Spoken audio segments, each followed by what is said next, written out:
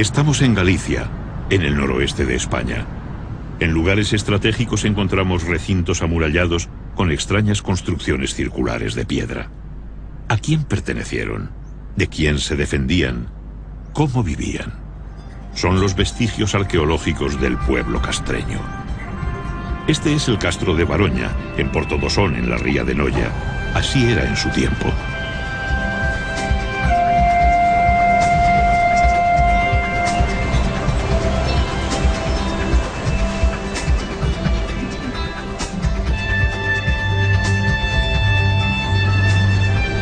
Pero antes de sumergirnos en la vida de los castreños, vamos a viajar al pasado remoto. En estas tierras de escabrosas costas y enormes acantilados, el mar fue desde antaño una vía de comunicación entre los pueblos que habitaron el litoral del Océano Atlántico. El hombre del Paleolítico buscó cobijo en cavernas y abrigos naturales. Su vida itinerante de cazador-recolector le permitió sobrevivir en un entorno feraz y lleno de peligros. Su forma de vida conoció un cambio radical con la llegada de la agricultura. Fue entonces cuando comenzó a dejar su huella en el paisaje. En el Megalítico, el mar se convirtió en una fuente de contactos. Antes de la edad de los metales, los pueblos de la Europa atlántica fueron los primeros en construir grandes monumentos destinados a perdurar en el tiempo.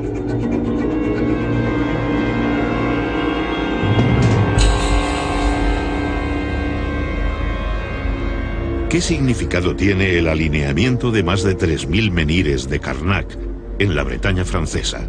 Tardaron varios siglos en erigirlo, alrededor del 3300 a.C. ¿Por qué lo hicieron? En Irlanda, el túmulo funerario de Newgrange es uno de los monumentos megalíticos más importantes de Europa. Se construyó siglos antes que las pirámides de Egipto. Sus muros externos son de cuarcita. El panteón y los menhires que lo rodean están decorados con espirales, círculos y misteriosos trazos en zigzag. ¿Se trataba tan solo de una tumba? Hay estudiosos que lo describen como un enorme observatorio astronómico, al igual que el santuario de Stonehenge, que supuso la extracción, tallado y transporte de enormes bloques de piedra, algunos de hasta 30 toneladas de peso, desde una distancia de 70 kilómetros. Todavía nos preguntamos el porqué de estas titánicas obras, en las que era necesaria la movilización de grandes recursos humanos y económicos, además de una gran capacidad de planificación y organización. En Galicia, las primeras tumbas megalíticas aparecen alrededor del 4500 a.C. Consistían en cámaras funerarias construidas con enormes losas de piedra. Se las conoce como dólmenes. Colocadas verticalmente, las ciclópeas piedras formaban el aposento funerario y un pequeño corredor de acceso. El dolmen se sepultaba formando un túmulo de tierra y piedras. Las mayores losas se tallaban a medida para sellar el enterramiento.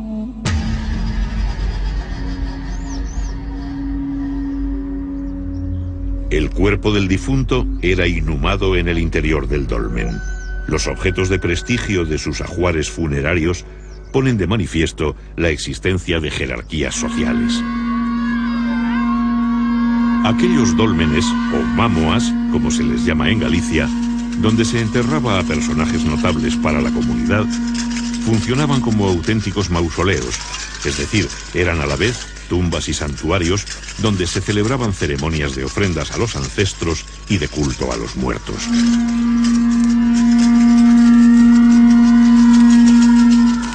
La desintegración de los restos orgánicos por el transcurso del tiempo y la acidez de la tierra dificultan el estudio de estos enterramientos megalíticos. La gran cantidad de fragmentos de cerámica encontrados en los túmulos, muchos de ellos pertenecientes a vasos del tipo campaniforme, nos indican la existencia de libaciones en las ceremonias que realizaban y la introducción de ritos funerarios importados.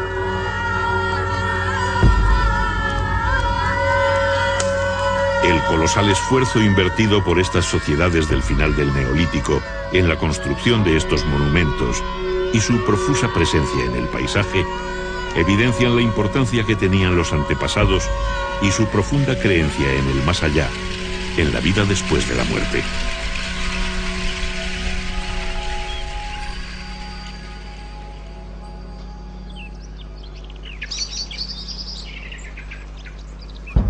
Continuando nuestro viaje por la prehistoria atlántica, encontramos una de las manifestaciones artísticas más singulares de esta época: los petroglifos. El hombre siente la necesidad de plasmar en la piedra aspectos de su vida y sus creencias. Los dibujos se graban por percusión con piedras punzantes de cuarzo o sílex. Los surcos se ensanchan por abrasión. Combinan símbolos de carácter religioso con escenas de la vida cotidiana. Las Rías Bajas gallegas son el principal foco de arte rupestre atlántico, presente también en las Islas Británicas y en la Bretaña francesa.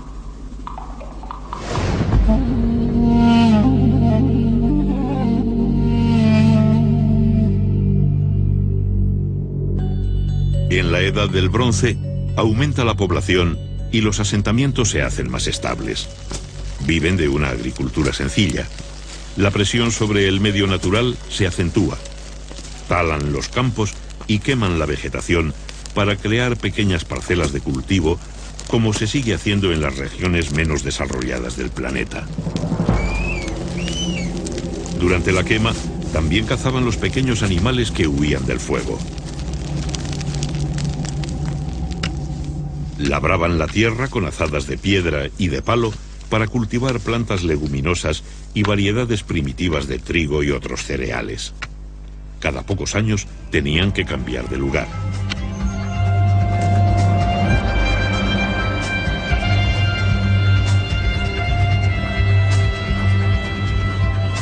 La ganadería cobra mayor importancia como actividad económica. Constituye una incipiente industria de productos como carne, lácteos, pieles y lana.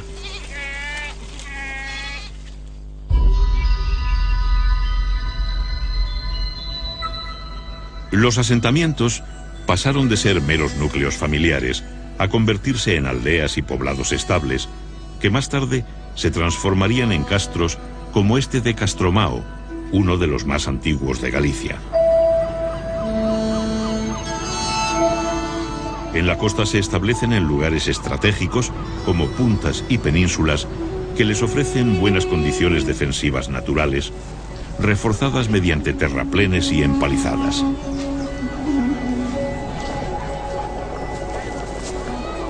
Son de pequeñas dimensiones y están habitados por unas pocas familias.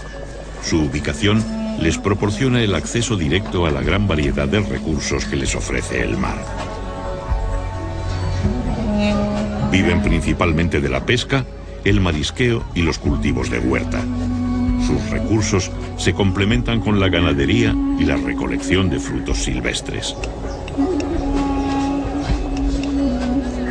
El mar se convierte en una puerta abierta a contactos e intercambios culturales y comerciales con otros pueblos.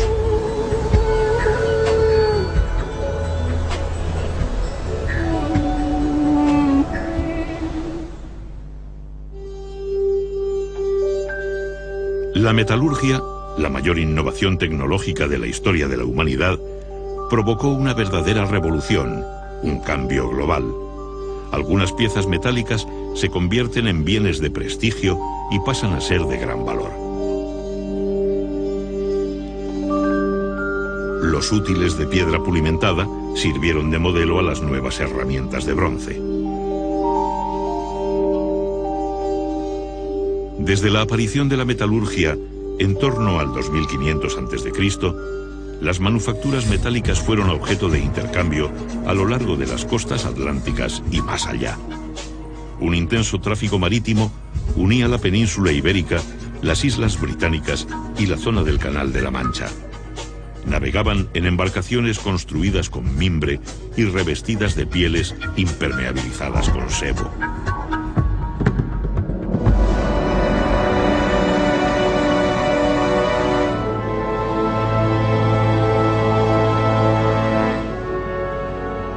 Galicia posee una orografía muy abrupta.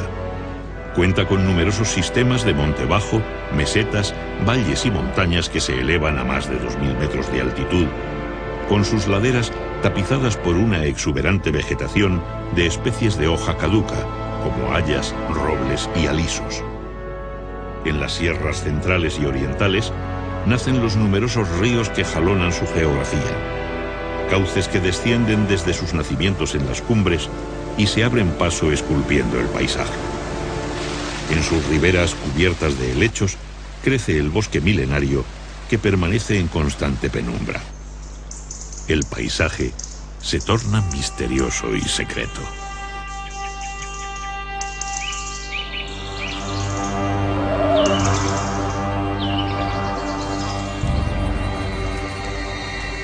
Las sociedades de la Edad del Bronce sacralizaron la naturaleza con divinidades asociadas a montañas, ríos, manantiales, lagunas y bosques.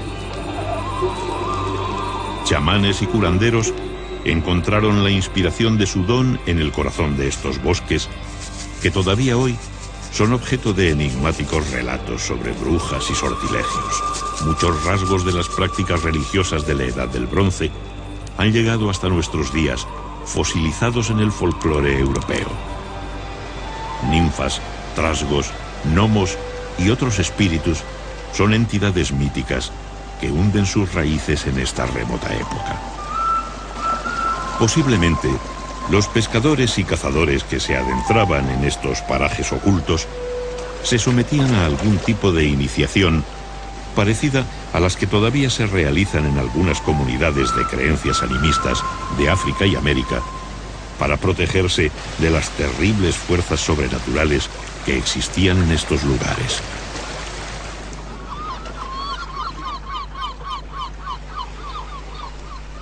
El marisqueo en las costas y rías gallegas es una actividad que se remonta a la noche de los tiempos.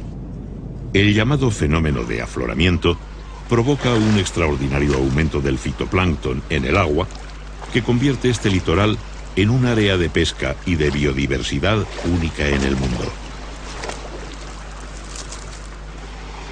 Los pobladores de finales del Bronce y principios de la cultura castreña capturaban crustáceos entre las rocas de la zona intermareal. También consumían percebes, mejillones, lapas y caracoles marinos. La pesca se documenta por los numerosos restos de peces encontrados, como merluzas, caballas, jureles, besugos, congrios y un sinfín de especies más. Para su captura empleaban redes y anzuelos de cobre, bronce y hierro. El pulpo lo deshidrataban para su conservación y los pescados azules los secaban después de ahumados.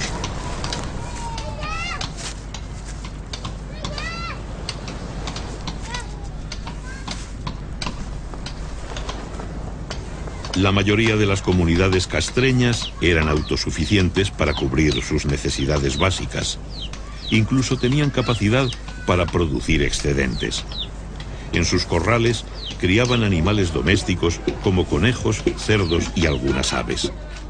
Las necesidades que no podían satisfacer, como la sal y los minerales destinados a la metalurgia, motivaban constantes trueques con otras aldeas. El curtido de pieles era la base de la industria del cuero. Con ellas confeccionaban todo tipo de accesorios del vestido, correajes y calzado.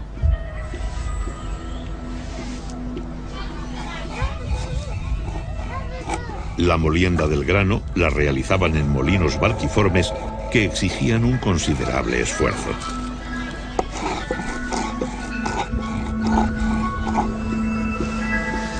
Los poblados eran agrupaciones de familias que compartían gran parte de sus recursos.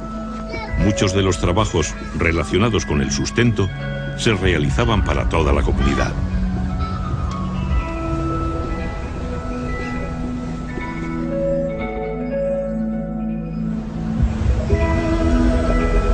Viajamos hasta La Lanzada, en las Rías Bajas. La ermita y los restos del antiguo castillo atestiguan el destacado papel que tuvo este enclave en la historia de Galicia. Habitado desde el siglo VII a.C., es un rico yacimiento arqueológico que ha proporcionado valiosos datos sobre la cultura castreña. Desde sus comienzos, fue un enclave dedicado al comercio marítimo. Aquí arribaban barcos procedentes del sur de la península ibérica, cargados con gran variedad de mercancías. En las inmediaciones de este asentamiento existían vetas de estaño, metal que los mercaderes recibían como pago en sus transacciones comerciales. En nuestras excavaciones arqueológicas en la Lanzada hemos encontrado evidencias materiales de los intercambios comerciales entre fenicios, cartagineses y castreños. Por ejemplo, aquí tenemos restos de ánfora. Las ánforas las traían los fenicios y los cartagineses en barcos que se apostaban aquí en la ensenada de Alanzada, y acompañando estos objetos aparecían también perfumarios, joyas, etcétera, ¿no? En este sentido, Alanzada fue un enclave comercial importantísimo en las relaciones entre el norte y el sur, entre el Atlántico y el Mediterráneo, ¿no? Gracias a esta navegación fenicia que llegaba aquí a Alanzada, ¿no? A finales del Bronce, los fenicios fundaron emporios comerciales en todo el Mediterráneo. Viajaron hasta los confines del mundo conocido, atraídos por la riqueza de las míticas Casitérides, las islas del estaño, que los relatos antiguos situaban en el tenebroso océano, más allá de las columnas de Hércules. Las Casitérides eran para los mediterráneos una especie de Eldorado, un lugar de su geografía mítica que representaba la proverbial abundancia de metales de las tierras atlánticas. Comerciaron con los pueblos atlánticos durante centurias hasta la caída de Cartago en el siglo II a.C. Traían vajillas, joyas, tejidos, conservas, sal y metales. A comienzos del primer milenio a.C., los fenicios ya habían introducido el hierro y el vidrio en los circuitos meridionales del comercio atlántico.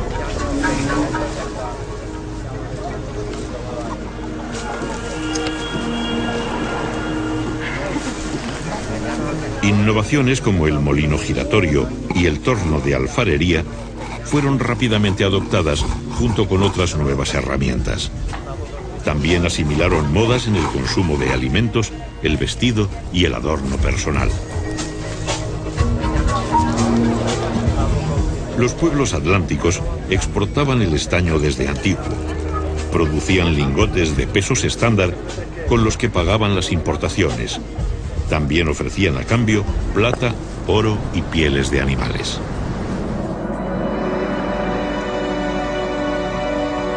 A comienzos de la Edad del Hierro, en los poblados de altura de toda Europa se construyen defensas y murallas. El colapso de civilizaciones mediterráneas como la micénica y la hitita provocó el hundimiento del comercio. Los metales comenzaron a escasear y se encarecieron. Los poblados tuvieron que fortificarse para defender sus reservas y su producción metalúrgica de los ataques de las bandas de pillaje. En toda Europa se vive un ambiente de mayor actividad bélica.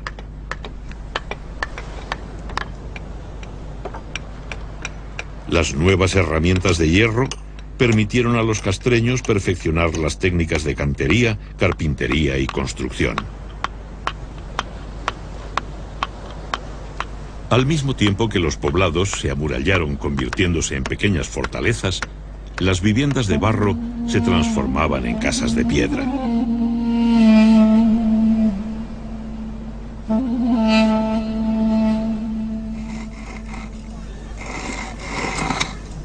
Un significativo aumento de la población multiplicó los castros en el territorio.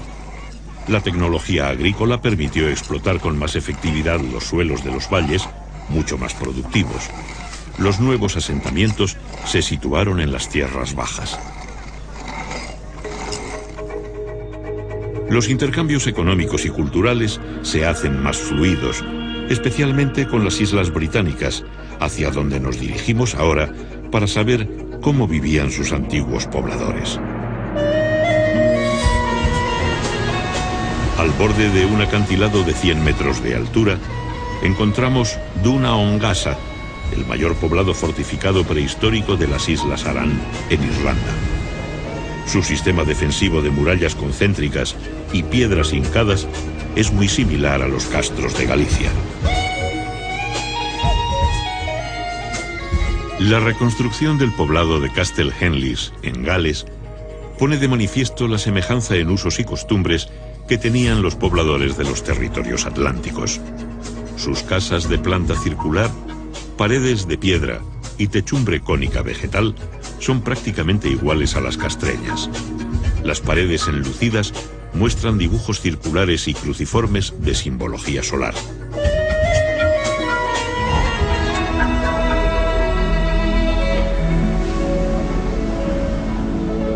En la desembocadura del río Miño, el monte de Santa Tecla alberga uno de los castros más célebres del noroeste de España. Fue construido hacia el siglo I a.C.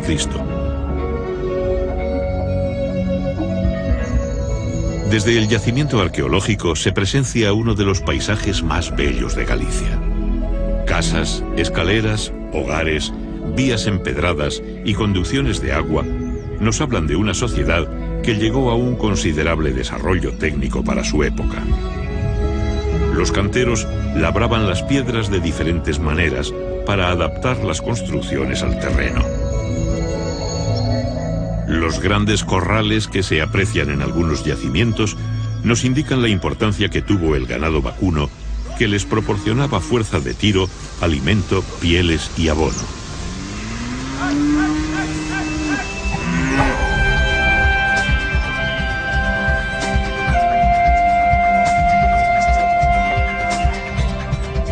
En Galicia, la naturaleza se muestra con toda su fuerza.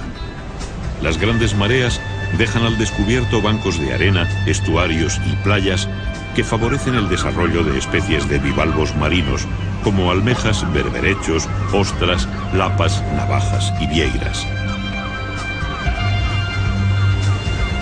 En las costas de aguas tranquilas y fondos arenosos, las mujeres mariscaban todo tipo de bivalvos que constituían una fuente complementaria de alimentación.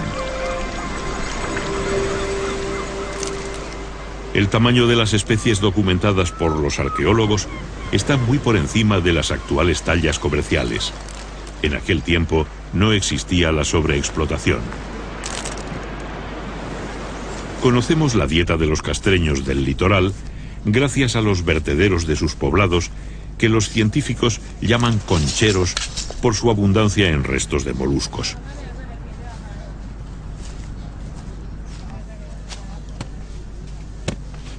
La actividad textil estaba a cargo de las mujeres.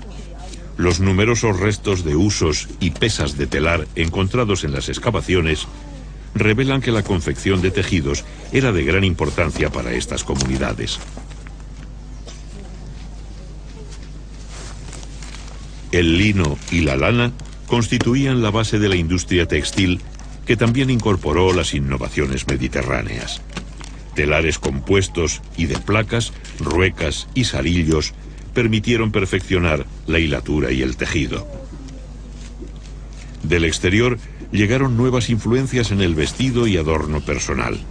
El afeitado se pone de moda. Para preservar el grano de la humedad, fabricaban los cabazos de mimbre, que fueron los precursores de los típicos hórreos gallegos.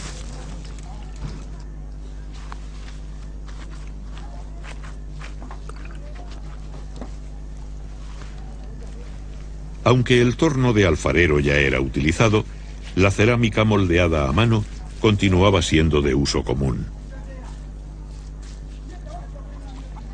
Para su fabricación se elaboraban rulos de arcilla que eran colocados en espiral, creando la forma básica del cacharro.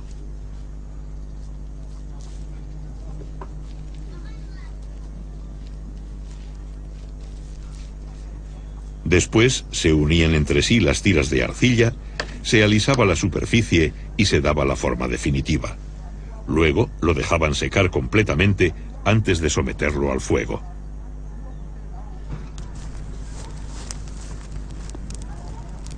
Para cocer las piezas más finas, usaban hornos cerámicos especializados, pero el primitivo horno de hoguera se seguía utilizando habitualmente para la cocción de pequeñas piezas de uso doméstico. Consistía en un hoyo excavado en el suelo, dotado de un tiro transversal en dirección al viento dominante.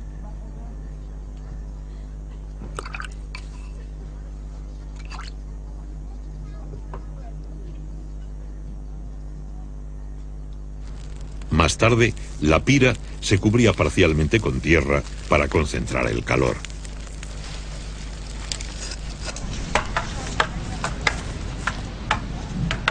Para muchas comunidades del noroeste, la actividad bélica ocupó un lugar destacado en su vida. Desde jóvenes se preparaban para la guerra.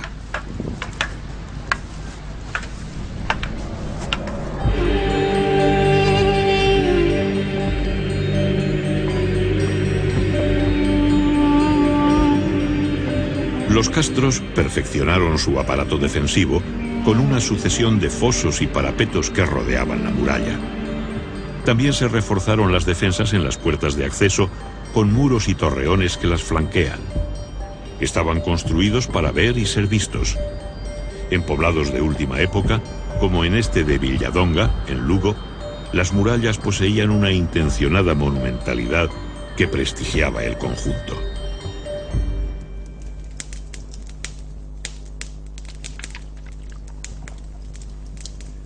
Los forjadores cobran un papel muy importante.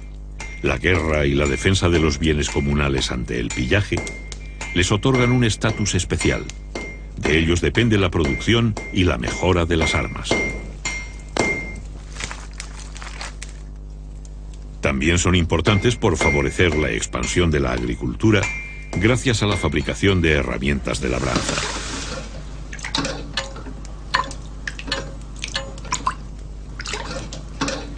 Los guerreros galaicos ceñían un puñal al cinto y portaban un escudo redondo llamado caetra.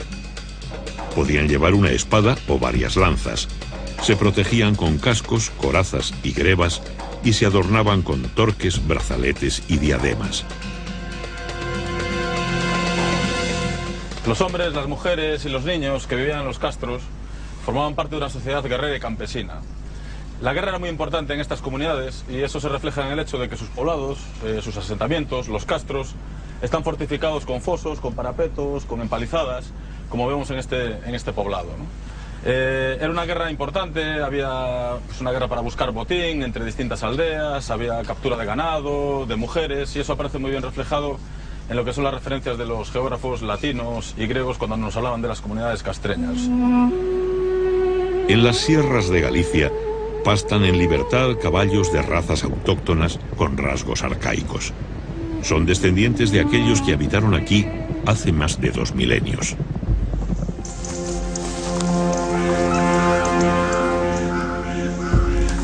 Los caballos eran un símbolo de poder y riqueza.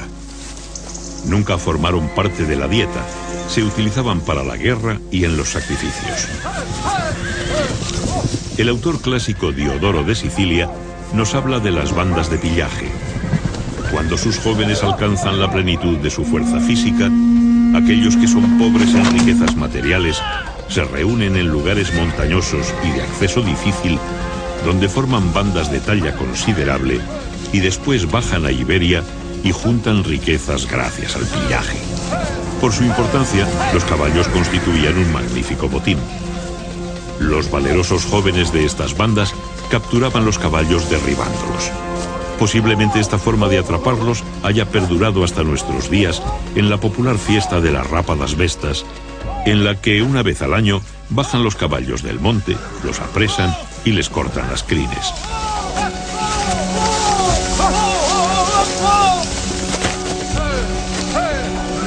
El historiador grecolatino Estrabón, al que debemos las mejores descripciones sobre este periodo, describe a los jóvenes castreños. Son hábiles en emboscadas y exploraciones, ligeros y capaces de salir de los peligros. Al parecer tenían un gran conocimiento de las técnicas militares, matizadas por sus propias reglas que enfatizaban el valor personal, la intimidación, la bravura y la ferocidad.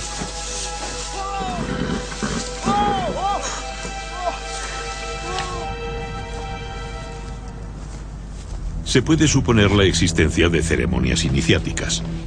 Para ser aceptados como guerreros, los jóvenes debían superar una prueba: la caza de algún animal salvaje, como un oso, un lobo o un jabalí, o matar a un enemigo.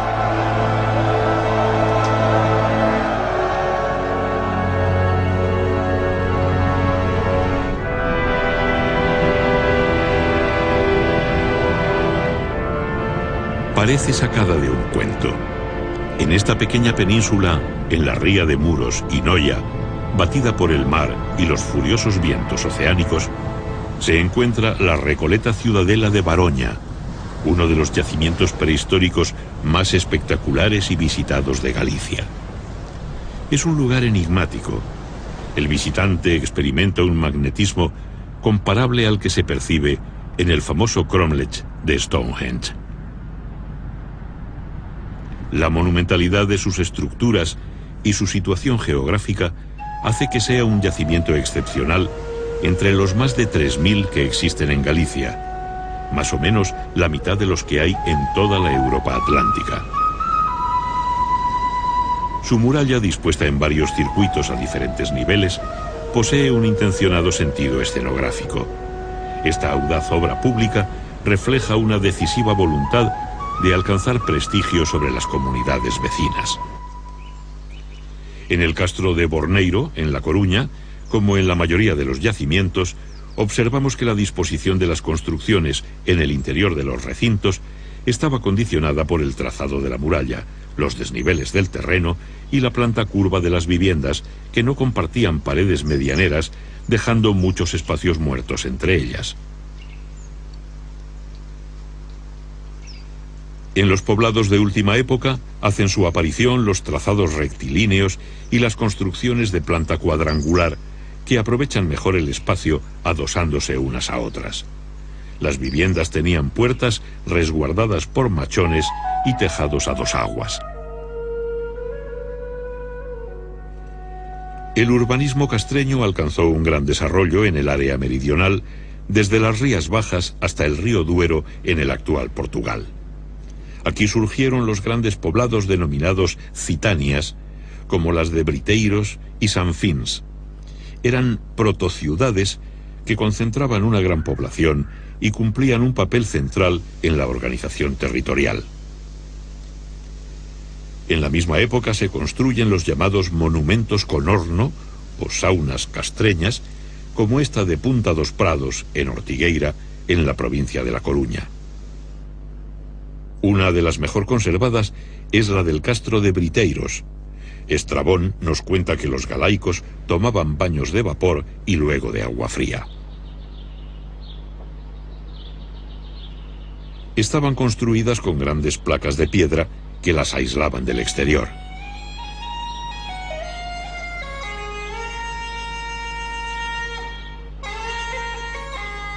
La cámara de vapor se cerraba con la llamada pedra formosa, decorada con rosetas, sogueados, esvásticas, reticulados y entrelazados.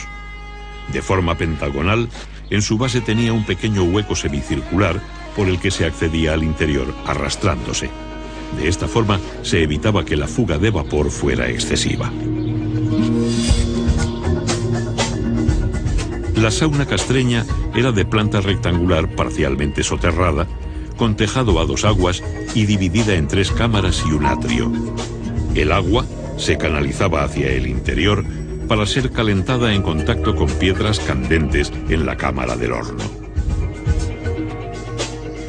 Otro magnífico ejemplo de sauna lo encontramos en Sanfins, también en Portugal. Según algunos autores, la práctica termal castreña tenía un marcado carácter religioso relacionado con ritos iniciáticos, guerreros y de purificación. Se las llamó pedras formosas por la belleza que poseía la primera que se encontró en Briteiros a finales del siglo XIX.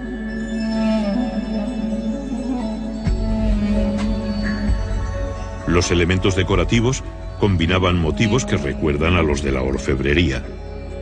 Algunos se pueden considerar protectores, como las esvásticas, un símbolo de buen augurio que aún se mantiene en la Galicia rural.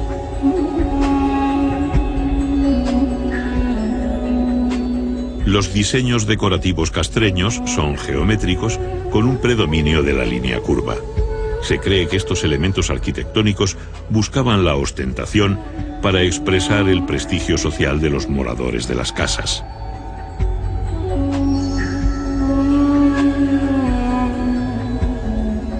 Se conocen una treintena de estatuas de guerreros galaicos. Representan figuras masculinas en pie, en actitud de parada y exhibiendo sus atributos militares.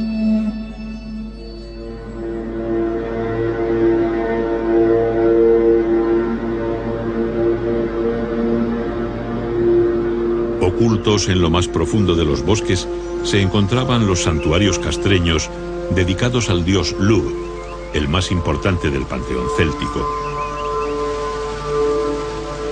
En lugares determinados de los ríos, que simbolizaban las puertas al otro mundo, se practicaban los rituales de ofrendas de armas dedicados a la diosa Navia, protectora de la comunidad y vinculada a la idea de la reencarnación. Los guerreros se despojaban de sus armas ante la presencia de chamanes consagrados a esta deidad.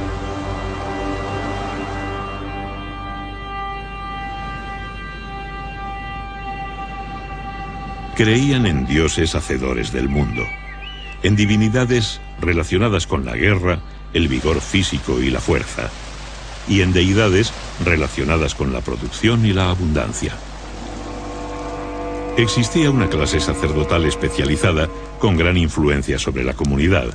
Druidas, chamanes y adivinos eran consultados y reverenciados por ser hombres sagrados, portadores del conocimiento arcano, que podían ver más allá del mundo de los vivos. Sus predicciones y consejos eran seguidos por nobles y guerreros. Las sociedades antiguas no conocían el laicismo, y como todavía sucede en África, casi todos los aspectos de la vida tenían una dimensión mágico-religiosa. Por ello, las constantes ofrendas y sacrificios rituales de marcado carácter céltico. Desde su origen en el norte de los Alpes, la lengua celta se extendió por todo el occidente, llegando a la península ibérica, donde se hablaban variantes arcaicas de esta lengua. En muchos lugares donde actualmente se ven cruces, antiguamente había estelas dedicadas a los lares viales. La Iglesia los sustituyó desde el siglo VI. Eran deidades domésticas relacionadas con los espíritus de los antepasados que se creía vagaban por los caminos. Estrabón nos cuenta que colocaban a los enfermos en los cruces de caminos para ser curados por espíritus de los que habían sufrido una enfermedad similar. Muchos de los santuarios dedicados a estos dioses fueron cristianizados mediante los cruceiros, omnipresentes en toda Galicia.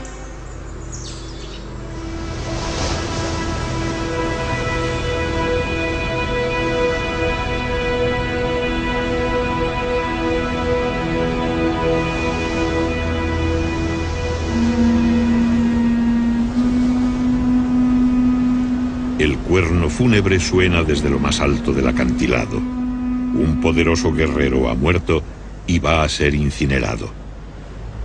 Estos farallones que se adentraban en el mar, al igual que las islas, eran considerados territorios limítrofes entre el mundo de lo terrenal y el sobrenatural, situado en un lugar lejano en medio del océano.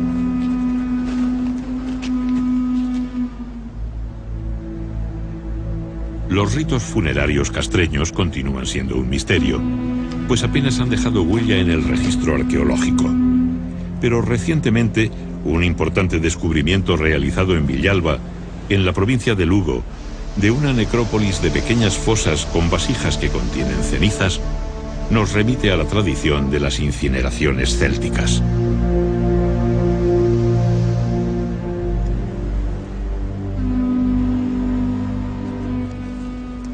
El difunto era despojado de sus joyas personales como pulseras, torques y su puñal de antena.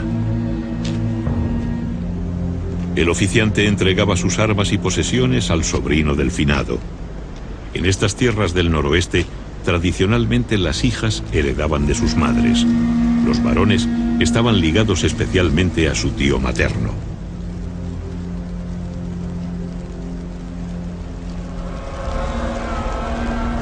Una vez prendida la pira, los congregados comenzaban a emitir el abellón, un sonido gutural que recuerda el vuelo del abejorro. Hasta hace pocas décadas se realizaba en algunos velatorios de Galicia.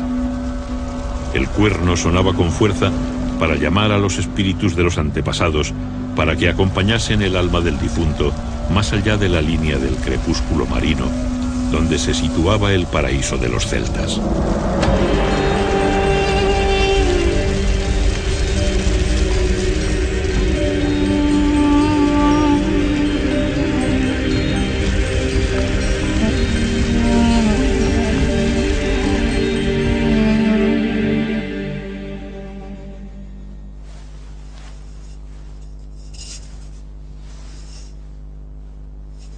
Los recientes descubrimientos realizados en castros de Galicia documentan que las cenizas del difunto se enterraban en una cista o arqueta en el suelo de la casa familiar.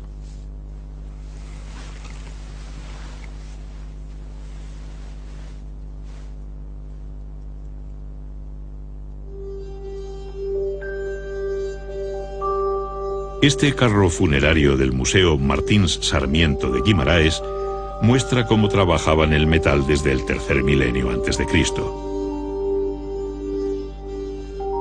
En la época castreña se llegó a alcanzar un exquisito refinamiento. Pulseras, pendientes, brazaletes y torques de oro fusionaban los gustos europeos con las influencias mediterráneas. El tesoro de Caldas, del que una parte se encuentra en el Museo de Pontevedra, está datado en el bronce final. Compuesto por lingotes en anillo, brazaletes, diademas, cuencos ceremoniales y peines de oro, pesaba en total 37 kilos. Todas las piezas se ajustan al sistema de pesos del ciclo fenicio, lo que indica que ya en ese tiempo la orfebrería era objeto de exportación.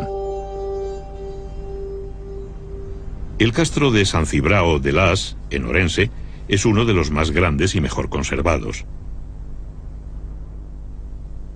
Vemos conjuntos de viviendas y almacenes que abren sus puertas hacia un patio central enlosado. La independencia social y espacial de estas unidades denota la marcada autonomía económica de cada familia.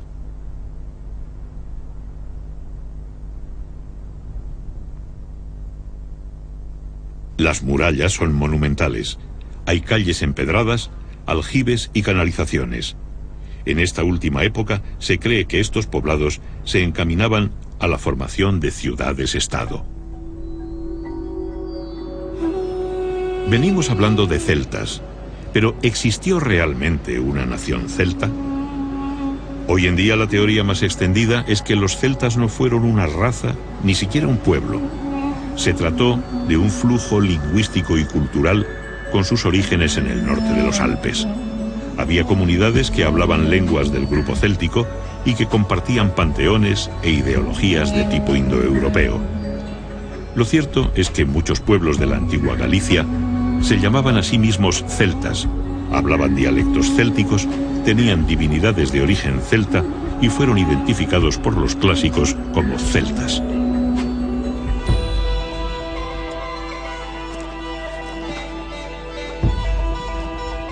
Los banquetes siempre han favorecido la fraternidad entre los comensales.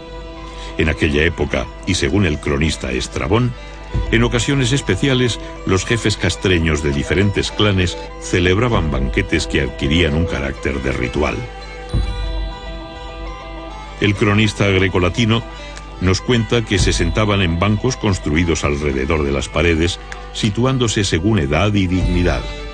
La comida se la iban pasando en rueda, mientras bebían el escaso vino del que disponían. En sus recetas, en lugar de aceite, empleaban mantequilla. También describe que al final bailaban en círculo al son de la flauta, dando saltos y cayendo de rodillas.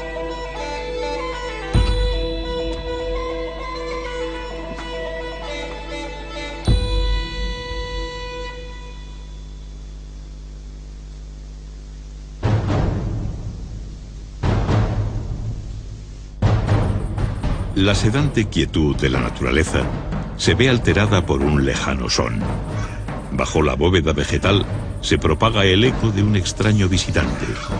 La paz se ve amenazada por la llegada de las legiones romanas. Los romanos no eran desconocidos para los castreños. Muchos mercenarios galaicos habían participado junto a Aníbal en su marcha contra Roma a través de los Alpes.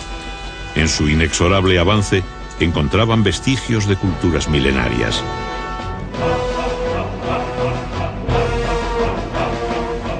En la comarca del Bierzo, lindando con la actual Galicia, el fantasmal paisaje de las Médulas sobrecoge por su magnitud. Sus paredes verticales son el resultado de una demolición premeditada de la montaña que existía antes de la llegada de los romanos. Era el mayor yacimiento de oro del occidente romano, donde se aplicaron procesos de extracción del metal que se usarían hasta la Revolución Industrial. Para acceder a los filones de oro de las profundidades, los mineros romanos demolían enormes masas de tierra mediante el sistema de ruina montium. Creaban una red de pozos y galerías sin salida, en las que se introducía de súbito un enorme caudal de agua, almacenado en grandes balsas a mayor altura. Esto producía la compresión del aire en los túneles, que actuaba como un explosivo. La masa minada se desgajaba de la montaña y se derrumbaba. El oro galaico supuso un acicate para las ansias de conquista del imperio. Se calcula que en las minas del noroeste los romanos extrajeron unos 200.000 kilos de oro.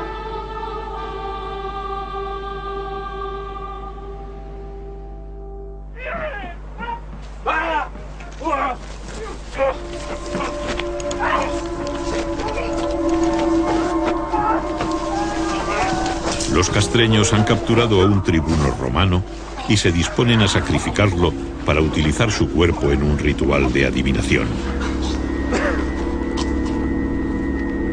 Estrabón nos relata estas prácticas adivinatorias.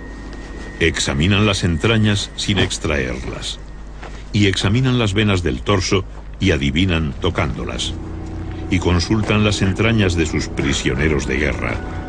Los cubren con sagos y después el hieróscopo los golpea por encima de las vísceras.